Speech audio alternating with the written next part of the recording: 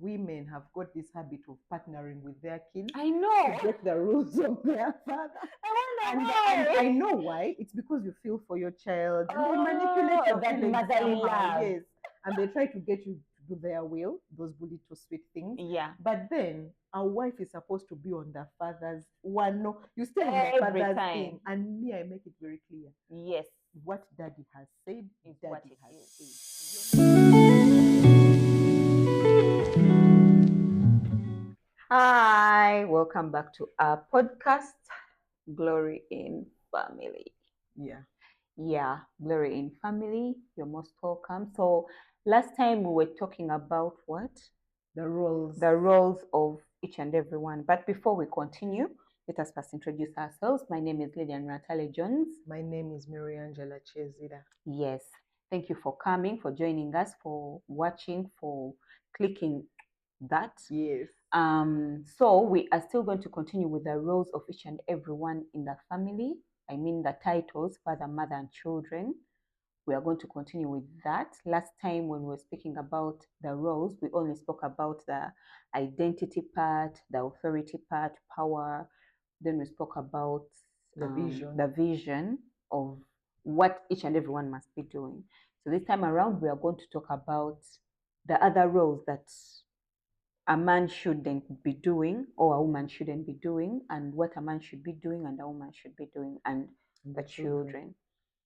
So we started, I remember we ended with me saying that women are power. And then I also hinted on how some women get frustrated because some men are not doing what they're asking them to do. Not their roles per se, what the women are asking their husbands to do and the men are not doing. So we want to touch that this time around. What do women want their men to do? And if a man is not doing it, does it require for you to be frustrated or not to be frustrated? Yeah. So that's what we are going to talk about. I think one thing that has even just come to me right now is going back to the beginning, why a woman was given to man. Yeah. She was given to man to help him, to aid him, to surround him, to be a support, a comforter, to help him multiply, basically to help. Yeah. So the word help is associated, Hallelujah. excuse me, is associated with woman. The woman helps. So there's this thing where women want men to help them in their things. Yeah. And much as it's not wrong to want help, it's not his place. He's not your helper. So if you do need help, you get a worker, you get a maid, you get someone else in the home who works for you, whose job it is to help you. Yeah. It's not his place to be your helper. And we misunderstand this thing when we are told, you know, you two are equal, your partners. So what you're not doing, he must be able to help you, or you handle the thing together. It's not right. It's not the biblical understanding of that. Does that mean he shouldn't? No. But it's not an expectation you should place on him, because that's not the role God gave him in the beginning. Yeah. God gave you that role. So you are the one who helps him. He's not the one who helps you. Yeah. If he does help, thank God. But if he doesn't, don't push it. Yeah. Yeah. You know, there is this, what is it called? I don't know how to say that word, but let me say you've come together, you're talking. So women have a tendency of talking about what their husbands do and what they don't. So sometimes you'll find that you're going to talk about your husband to me and he helps you with some things. And for me, he doesn't when I speak to mine. And then that will frustrate me. And I'll either go back home and start frustrating my husband on, guess what? This one's husband does this and this and this. Yet you, sometimes it's by choice for that man to do that. It's how he wants to run his things. So if you find that the man wakes up in the morning and helps to bathe the children or do those kinds of things with the children, it's a choice. It's not that it's his role. It's not his role to bathe the children, dress them up. It's his role to provide for the children. As for you, you're busy taking care of them. Thank you so much. Yeah. So that's one of the distinctive things that we women can get frustrated over. Yeah. So like you've pointed out, the man another role he has, let's make it clear, is to provide. Yes. The woman's role is to take the provision she has been given and take care of the household. Exactly. Your job is to receive the provision and decide where it goes. If he gives you input of where he wants to see things go, do it. Yeah. But he's not supposed to come and put it in the home. It's you to receive and put it in the home. So there's been this whole aspect of we are both working. I'm also bringing money. So, what do you mean? That's not your role. Yeah. It's not your role to provide. It's your role to help him. So, okay, let me make a bigger picture. He works and he wants you to work. But still, your money that you're making, you give it to him so he can provide. Yeah. And then for you, you do the role of disseminating the provision where it should go and how it should go. It's not on you to provide. It's not supposed to be. So, like again, in the first video, we were talking about roles of a family, why a family looks a certain way. So if you're a woman and you're missing that bit of a man providing, it's not that you're wrong or you're bad. It's just that that particular aspect has been removed from you because either he died or he left you and he's refused to come back, or things have happened and you end up playing that role. You still can't do it as well as how a man does it because it's not what you were given. Yeah. And it's not on you. So if you're that kind of woman, you just have to seek God to help you find a way to cover up that bit. Yeah. And also to be aware, don't be proud in your head and say, whatever, I can just be like a man. You can't, because God didn't give you that. The way a man will sacrificially give for his family is not the way a woman will sacrificially give for her family. Yeah. Because that's not how we were designed. And it's not on you. It's not a sin or anything. It's just roles. Yeah.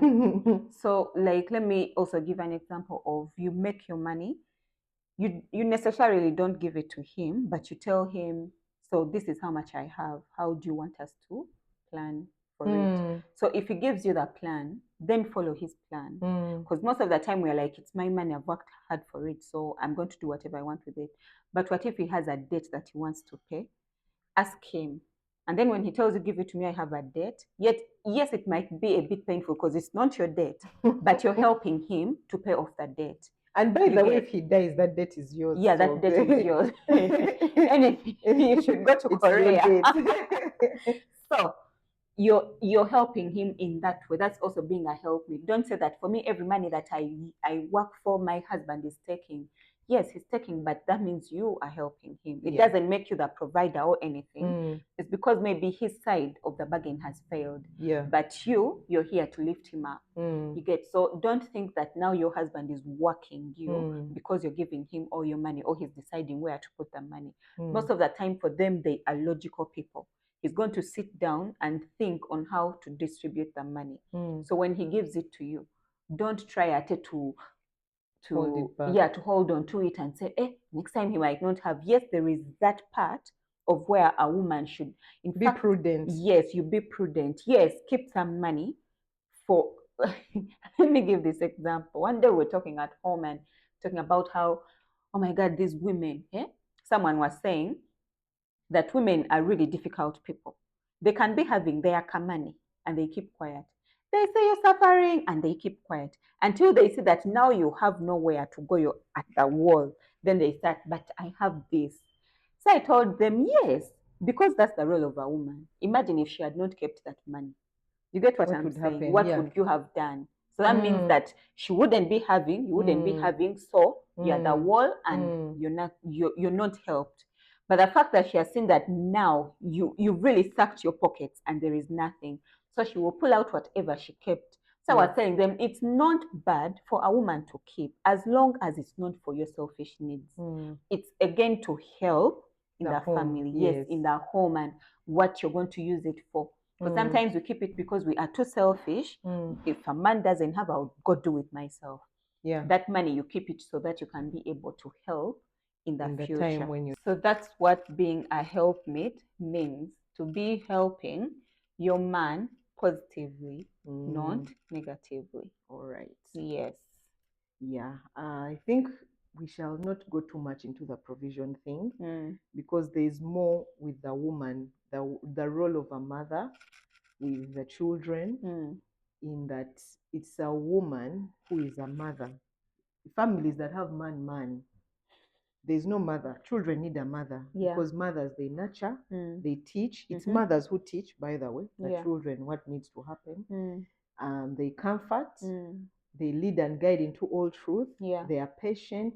And where am I getting all these things? I'm getting them from the characteristics of the Holy Spirit and what the Holy Spirit does for us as children of God. The Holy Spirit will always teach you the ways of God and will comfort you when things are not going well in your life, and will nurture you into who you're supposed to be. The Holy Spirit is the one who will do those things. It's not God the Father who is doing those things for you. And so even when you put now that back into roles of in a home, it's that when a man brings home children, let's just say they're not your biological children, but he says, these are my children. It's your role as his wife to carry that vision and then nurture these children in the way he wants them to go. That when he's telling them this and this and this is what I want in my home, it's you to teach those children those things, comfort them, show them the way. Never be patient with them. Okay? Never be impatient with them, but you be patient with them. And the role of the mother never ends, because when children are even really old, they still keep coming back to the mom. And that thing is so natural, even in the real life right now scenario. When you have young children, even grown children, they'll always run to mommy before they go to daddy. Always. And that's a role that can't be taken away from a woman. That's just a woman's role. That's what women do in homes. It's natural. You don't build it. It's in you. It's in you. Because you represent the Holy Spirit. So that means that everything that the Holy Spirit does, you're capable of doing. Just like a man is capable of loving, regardless, it's the same thing with the Holy Spirit. You being capable to carry on the fruit of the Spirit and immerse it in the children around you. It's not a role you share. It's parenting, much as we say co-parenting. The roles that a mother can do, a father will not be able to do. So co-parenting is a term of the world that, okay, we are both watching the children. Let me say, for lack of a better word, we both get time with the kids. But you'll realize that when a mom gets time with the kids, she's nurturing, she's teaching, she's loving, she's, training them. When the dad gets time with the kids, he's taking them for games, he's taking them out, he's buying them stuff, he's disciplining them. He's not doing the thing the mother is doing with the kids. And children actually will like daddy's house, because in daddy's house, they do those you things. do whatever you want. No one is putting like pressure on you to be a certain way. Yet they want to be in mommy's home because mommy, she's caring, she's loving, she'll make you a nice cup of hot chocolate. She'll come to you in the bedroom when you're sad or something has happened to you, which thing daddy won't do. So both parents have a role to play in that, like the kids becoming like that. The thing the mother does, the father can't. And the reason I'm saying this is to come against that mindset that both of you can do both things. You can. Which the world is trying to say you're equal. No, you're not equal. If you're doing it, it's by choice. It's because if he chooses to. Yes, they are doing it because, let me help my wife. You get, but not because it is his role. And don't make it a habit. Becomes a habit, and then you grow into it, and then it starts frustrating you when he stops. So don't really get overwhelmed by the fact that, oh my God, he's doing, and then, oh my God, he stopped, he's not doing what we're supposed to. No. We've told you the roles of a man, we've told you the roles of a woman. I mean, the father and the mother, in the home. Now, children cannot play the role of the father. Neither can they play the role of the mother. How does this happen? When you are a single parent and you have the other sex, like you're a woman and you have a son, you tend to want to put the responsibility of the man on your son, but that's a child. They can't do it. It's not in them. They grow up and they become men, and then they can. But when they're kids, they can't. Same applies to if you're a man and you have a daughter. You want the daughter to be the mother of the house. In the home. They can't, because they are children. And that just happens, and it's just subconscious. because when you have the opposite sex in your home, you tend to deflect the need from that child. So you want your son to be a man, be a man. He has no idea how to be a man because there's no man. And what will happen is he will become like a woman because that's what he's seeing. Yes. And okay, we know maybe it's not your choice. Let's assume it's not your choice that you're with a son. You have to make it's now your choice to find a man to show you how to do this thing with your son. You find yourself a spiritual father who will show you who will cover in that bit of the father and also help you reorganize your life in the way that it should go. It was never God's intention for that to happen. It's the fallen world that sometimes your husband dies or he leaves you. But now for the one who has chosen, because I can, you actually you're not doing something good for your kid by insisting on letting things be that way because you think women can do it all or men can do it too. And the funny thing is men know they can't. It's us who think we can cover up that bit, but it's unfortunate that we can't. Yeah, we can't do because I think women were supposed to be D's for some reason. All women. And the role of children is to push like we said, you multiply the vision that has been given you. So that is their job. Yeah. Broadcast the vision, let them multiply. So you raise them that way. You teach them that, hey, in our family, this is who we are. This is what we do. Those things. So, even when visitors come, it's the children who show them what to do in that home. Yes, the mother will be there, the father will be there, but then the children are the way. You will see that they will be showing if this person does something and they are new in a home, they'll be telling him that's not how we do this here. This is how we do it. They'll be directing them, showing them where they go to do stuff. So the children are to move the vision, to carry it on forward so that they do not make mistakes. And then this thing of us parents trying to make our children do our jobs for us, whereby because I'm very tired, there is my last born, so I start forcing my firstborn to take care of the last born. That can can overwhelm the children, and you'll find that they grow up not wanting to have children because they have done your part most already, of the time. You get, you're pressuring them, you're making them do what you're supposed to be doing, and you're forcing them. Now let's talk about when they are older kids. Let me say she has grown up and she's working. So your parents, you're like, we have a bigger child, and then you let that child take your responsibility of paying your sibling their sibling school fees, paying your rent, because you say we'll give birth to you. The Bible doesn't say children should take care of their parents. It's the parents who should take care of their children, regardless of the age. They are children up to. Actually, it says a righteous man leaves an inheritance for even his grandchildren. Yes. So your children are not supposed to be working for you, but you find parents pressuring kids. They go under depression because they have to look for school fees. They don't know how, and then they are not married. Then they start pressuring them. When are you bringing a man? How will they bring a man when they have to take care of you? You get what I'm saying? And then they want you to bring a wealthy man, yes, or a wealthy wife who is going to be able to take care of taking care of them.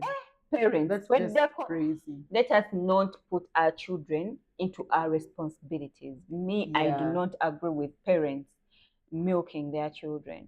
Actually, the best example of this is God the Father.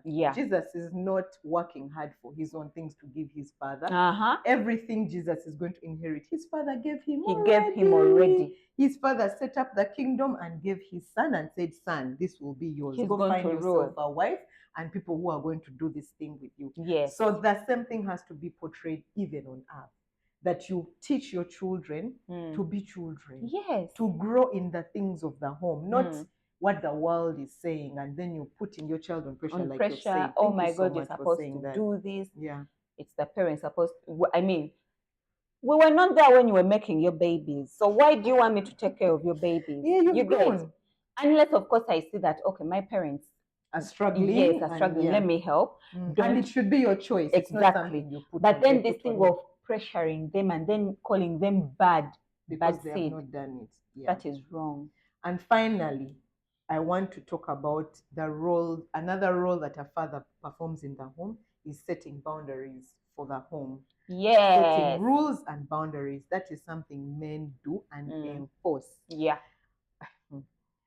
The only way to do this is God the Father. He made us and he set boundaries. He got Israel and told them, this is where this is where you work from. You go this way, fire. You go that way, fire. And he enforced it. Yes. When they did those things, he showed them that this is where I operate from. And that's what fathers do for children. They set boundaries for the home, even for the wife. They're like, this is how my things work. This is where you come home at this time, you do, we wash it, like whatever the rules are. Because he has authority, like we spoke last week. He has authority to enforce and to make sure that those things bear fruit and they work. Now, when you don't have that person to do that, children, they just do whatever they want. Now, the mother's role in this is to enforce the boundaries that have been established. Because if they don't, the children are not going to respect the father's boundaries. Guess why? The father is not always there. That means if he comes back, let me say and for him, he has the right to come back anytime he wants. So let me say he comes back at midnight. He's not going to either go and check whether the children are there, or he's not going to ask how they went. So it's you, the mother, who has to enforce it and say, no, if your father comes back, I am going to report you. And then the father will discipline. Yes. You, the only thing you do is to comfort.